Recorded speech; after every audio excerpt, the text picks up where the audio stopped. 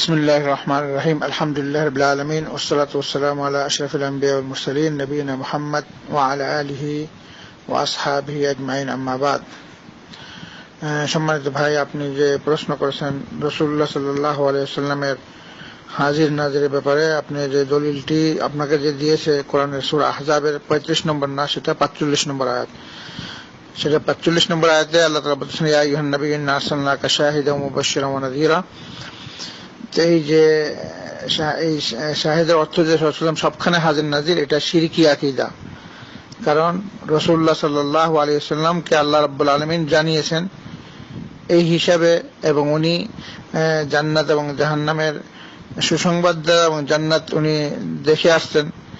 আর আল্লাহ রাব্বুল আলামিন ওনাকে যখন জান্নাতে নিয়ে গেছেন তখন উনি দুনিয়াতে ছিল না। এখন দুনিয়াতে যখন ছিলেন তখন উনি জান্নাতে যান নাই। মেরাজের সময় আল্লাহ রাব্বুল আলামিন ওনাকে নিয়ে যান, তখন তিনি মক্কায় ছিলেন না। তো রাসূলুল্লাহ সাল্লাল্লাহু আলাইহি ওয়াসাল্লাম হাজির নাজির, এই কথাটা শিরকি কথা। রাসূল সাল্লাল্লাহু আল্লাহর বান্দা এবং সবখানে উপস্থিত থাকা, শরীরে এটা এই ধরনের ক্ষমতা আল্লাহ তাআলা কাউকে দেন নাই। আল্লাহ রাব্বুল আলামিন আরশের উপরে আছেন এবং তিনি সেখান থেকে সবখানেই দৃষ্টির মাধ্যমে, শ্রবণের মাধ্যমে, ক্ষমতার মাধ্যমে উপস্থিত আছেন। কিন্তু আল্লাহ রাব্বুল পবিত্র সত্তায় উনি আরশের উপরে আছেন। তো উনি দৃষ্টির মাধ্যমে, শ্রবণের মাধ্যমে, ক্ষমতার মাধ্যমে, এই যে দৃষ্টির মাধ্যমে, শ্রবণের মাধ্যমে, ক্ষমতার মাধ্যমে, এই শক্তিটা আল্লাহ তাআলা কাউকে দেন না। এটা আল্লাহর জন্য খাস। কোনো ব্যক্তি যদি মুসলমান হওয়া সত্ত্বেও যদি সেই ধরনের শিরিক করে, তাহলে সে যদি যাই না শুনে বুঝে শুনে করে, তাহলে সে ইসলামের গণ্ডি থেকে বাহির হয়ে যাবে। যদি এই আকীদা পোষণ করে যে রাসূলুল্লাহ সাল্লাল্লাহু আলাইহি ওয়াসাল্লাম হাজির নাজির। কারণ আল্লাহ রাব্বুল আলামিন বলে দিয়েছেন, রাসূলুল্লাহ সাল্লাল্লাহু আলাইহি ওয়াসাল্লাম নিজেও বলেছেন যে রাসূলুল্লাহ সাল্লাল্লাহু আলাইহি ওয়াসাল্লাম যখন তায়েফে যান তখন তিনি মক্কায় হাজির ছিলেন না, মক্কায় অনুপস্থিত ছিলেন। আর যখন তিনি তায়েফে আসলেন তখন তিনি মক্কা ছিলেন। আবার যখন মক্কা আসলেন তখন তিনি তায়েফে ছিলেন না। ঠিক তেমনি ভাবে রাসূল সাল্লাল্লাহু আলাইহি ওয়াসাল্লামকে যখন নাকি মক্কার লোকরা বাহির করে দেয় এবং রাসূল সাল্লাল্লাহু আলাইহি ওয়াসাল্লাম মক্কা থেকে মদিনাতে আসেন, তখন তিনি মক্কাতে হাজির ছিলেন না। তেমনি ভাবে রাসূলুল্লাহ সাল্লাল্লাহু আলাইহি ওয়াসাল্লাম যখন নাকি হুদাইবিয়ার সন্ধির সময় উমরা করতে আসেন, তখন ওনাকে উমরা করতে দেওয়া হয় নাই। যদি উনি হাজির নাজিরই হইতেন তাহলে তো উনি মদিনা থেকেই মক্কাতে উমরা করতে পারতেন, যখন সবখানে হাজিরই আছেন। তারা মানুষ যদি বুদ্ধিতেও চিন্তা করে তাহলে তো বুঝবে এক জিনিসটা। তাহলে এর বাস্তব যে ইতিহাসে তো প্রমাণিত করে, যদি উনি হাজির নাজিরই থাকতেন তাহলে উনি অত কষ্ট করে মক্কা থেকে মদিনা উমরা করতে আসলেন কেন? তো মদিনা থেকে উনি উমরা করতে পারতেন। আর মক্কার একদম নিকট আইসা উনি মক্কাতে উপস্থিত হইতে পারেন নাই। কাফেররা সমস্ত মুসলমানদেরকে ফেরত দেয়, যে সবাই আবার মদিনা চলে যায়। তারপরে পরবর্তী বৎসরে রাসূলুল্লাহ সাল্লাল্লাহু আলাইহি ওয়াসাল্লাম সমস্ত সাহাবাদেরকে নিয়ে মক্কায় হাজির হন। যখন তিনি মক্কায় হাজির, তখন মদিনায় উনি ছিলেন না, সাহাবারাও ছিলেন না। যখন রাসূলুল্লাহ সাল্লাল্লাহু আলাইহি ওয়াসাল্লাম তাবুকের যুদ্ধে মদিনা ত্যাগ করে তাবুকে যান, তাবুকের যুদ্ধে মদিনা চলে যান, মদিনা ছেড়ে তাবুকে যান, তখন উনি মদিনায় উপস্থিত ছিলেন না। এইভাবে বাস্তব প্রমাণ করে এবং আল্লাহ রাব্বুল আলামিন জানিয়ে দিয়েছেন আমাদেরকে।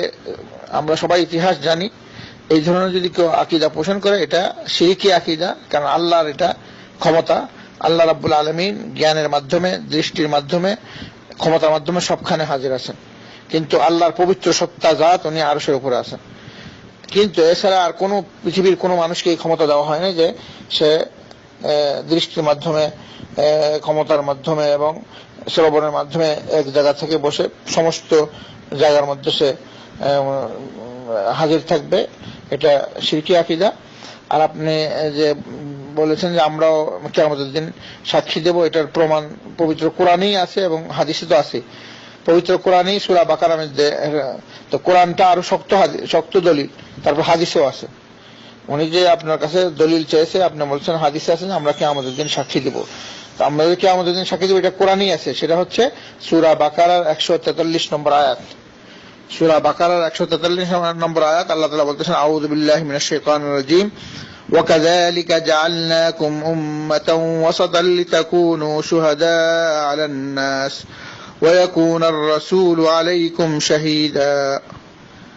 আমরা মানুষের এই উম্মত কিয়ামতের দিন সমস্ত নবী রাসূলদের ব্যাপারে সাক্ষী দিবে, আর আমাদের সাক্ষী রাসূল সাল্লাল্লাহু আলাইহি ওয়াসাল্লাম দিবেন।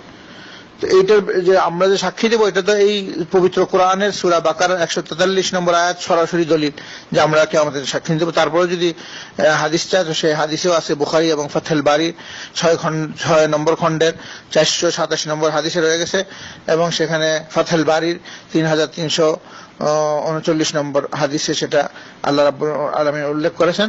এবং এই যে সূরা আহজাবের 45 নম্বর আয়াত, এইটার ব্যাখ্যার মধ্যেও এই কথাই আসছে। এইখানেও রাসূল সাল্লাল্লাহু আলাইহি ওয়াসাল্লাম এই কথা যে রাসূল সাল্লাল্লাহু আলাইহি ওয়াসাল্লাম কিয়ামতের দিন সাক্ষী দিবেন, আর আমরা উম্মতরা সাক্ষী দেব। এইটার তো এই আয়াতটা সরাসরি নিজেই দলিল রাসূল সাল্লাল্লাহু আলাইহি ওয়াসাল্লাম উম্মতের ব্যাপারে, রাসূল সাল্লাল্লাহু আলাইহি ওয়াসাল্লামের ব্যাপারে। এবং আমরা যে সূরা বাকারার 143 নম্বর আয়াত বললাম, কাযালিকা জাআলনাকুম উম্মাতান ওয়াসাতান লিতাকুনু শুহাদা আলান নাস ওয়া ইয়াকুনার রাসূলু আলাইকুম শাহীদা, এই আয়াতের ব্যাখ্যার মধ্যেও সেই সমস্ত হাদিসগুলো উল্লেখ করা হয়েছে। এবং সরাসরি হাদিস সেটা আমরা বললাম, হাদিস নম্বর হচ্ছে 427 6 খণ্ড এবং ওই 3339 নম্বর ফাথুল বারীর হাদিস। এবং আরো অনেক হাদিস রয়েছে, অজস্র হাদিস, কিন্তু কোরআনটাই আমাদের সবচেয়ে বড় দলিল, এবং কোরআনের ব্যাখ্যার মধ্যে এই সমস্ত হাদিসগুলো উল্লেখ করা আছে। তো আপনি সরাসরি এই সূরা বাকারার 143 নম্বর আয়াত তাকে খুলে ইবনে কাসির থেকে ব্যাখ্যা সহ হাদিসগুলো সরাসরি দেখাইতে পারেন, তারা নিজেরাই দেখে নিবে। কিন্তু আমাদেরকে জানতে হবে যে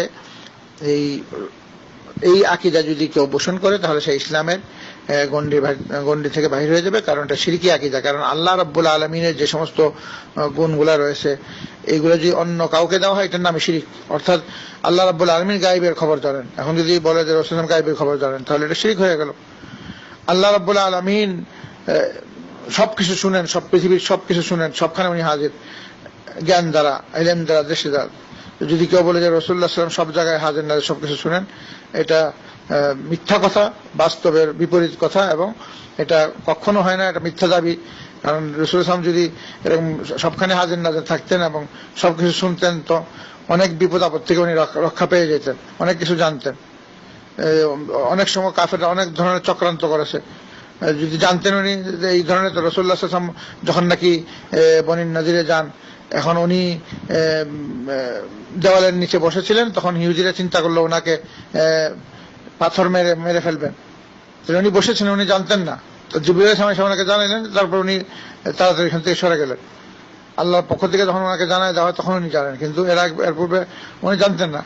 ওনাকে খয়বরের যুদ্ধে এক মহিলা বিষ খাওয়ায় দেন, তো বিষটা একদম সামনে মাংসের মধ্যে বিষ, এরপরে উনি খেয়ে ফেললেন। তারপরে মাংসটা, আল্লাহর মুজিজা, মাংসটা বলে দিল যে আমার মধ্যে বিষ রয়েছে।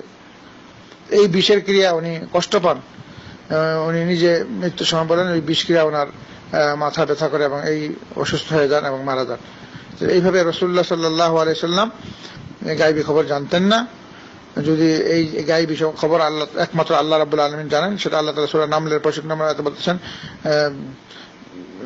আল্লাহ রাব্বুল আলামিন বলতেছেন, হে নবী আপনি সারা দুনিয়ার মানুষকে বলে দেন, কুল লা ইয়ালামু মান ফিস সামাওয়াতি ওয়াল আরদিল গায়বা ইল্লাল্লাহ, যে আসমান ও জমিনের মধ্যে আল্লাহ ছাড়া কেউ এই গায়বী খবর জানেন না। এটা রাসূল সাল্লাল্লাহু আলাইহি ওয়াসাল্লাম আল্লাহ শিখাইছেন। আল্লাহ রাব্বুল আলামিন সর্বশক্তিমান। যদি কেউ বলে যে অন্যরাও সর্বশক্তিমান, অন্য কেউ পীর বুজুর্গ, আল্লাহ রাব্বুল আলামিন মানুষকে হিদায়াত দান করেন। যদি কেউ বলে যে অন্য মানুষ হিদায়াত দিতে পারে, আল্লাহ রাব্বুল আলামিন মানুষের কোনো মহিলাকে, কোনো স্বামী স্ত্রীকে যদি বিয়ে করে তাদেরকে ইচ্ছা অনুযায়ী ছেলে দেন, যখন মানুষ ছেলে দেন, কেউকে মেয়ে দেন, কেউকে ছেলে মেয়ে দুটাই দেন, কেউকে কিছুই দেন না। এখন যদি কেউ বাচ্চা নেওয়ার জন্য কোনো পীরের কাছে যাবো যে হ্যাঁ দিতে পারে, তাহলে এটা শিরিক। কারণ বাচ্চা দেওয়ার মালিক, ছেলে দেওয়ার অথবা মেয়ে, এটা আল্লাহর ইচ্ছা অনুযায়ী হয়ে থাকে। এইভাবে রাসূলুল্লাহ সাল্লাল্লাহু আলাইহি ওয়াসাল্লামকে যদি কেউ বিশ্বাস করে যে উনি হাজির নাজির, তাহলে এটা এমন একটা গুণ যেটা আল্লাহর জন্য খাস, এটা যদি রাসূলকে দেওয়া হয় তাহলে শিরক হয়ে যাবে। তো কাজেই এই ব্যাপারে সাবধান থাকতে হবে, এবং যারা এই ধরনের কথা বলে তাদেরকে এই পবিত্র কোরআনের দলিল দিয়ে বুঝিয়ে দিতে হবে। এবং সাক্ষী থাকলেই যে মানুষ উপস্থিত হবে, এই কথাটা ভুল। আপনি সুন্দর কথা বলেছেন যে আমরাও সাক্ষী দিব, আমরা তো হাজির নাজির না। এবং এটার দলিল এই সূরা বাকারার 143 নম্বর আয়াত, সরাসরি কোরআনটা দলিল রয়েছে এবং হাদিসের দলিল রয়েছে। আলহামদুলিল্লাহ, আমরা দোয়া করি আল্লাহ রাব্বুল আলামিন আমাদের সবাইকে সঠিক বিধান, সঠিক জিনিস বোঝার তৌফিক দান করুক, এবং সকল ধরনের শিরিক বেদাত থেকে আমাদেরকে আল্লাহ রাব্বুল আলামিন হেফাজত করুক। কারণ শিরিক মানুষের সমস্ত আমলগুলা নষ্ট করে দেয়, আর বিদাত মানুষের সমস্ত আমলগুলা কবুল হয় না। যে বিদাত কাজ করবে সেটা পথভ্রষ্টতা এবং সকল বিদাত মানুষকে জাহান্নামে নিক্ষেপ করবে। তো আল্লাহ রাব্বুল আলামিন আমাদের সবাইকে সকল ধরনের শিরিক কর্মকাণ্ড, শিরিক আকীদা, শিরিকি কথাবার্তা, শিরিকি বিশ্বাস এবং বেদাতি আমল, এই ধরনের সকল জিনিস থেকে যেন আল্লাহ আমাদের সবাইকে মৃত্যু পর্যন্ত হেফাজতে রাখেন এবং সবাইকে সঠিক আকীদা এবং কোরআন ও হাদিসের সহিহ আমল করার তৌফিক দান করেন। আমিন। ওয়া আখিরু দাওয়ানা আলহামদুলিল্লাহি রাব্বিল আলামিন। সাল্লাল্লাহু আলা নবিয়িনা মুহাম্মদ ওয়া আলা আলিহি ওয়া আসহাবিহি আজমাইন বিরহমাতিকা ইয়া আরহামার রাহিমিন।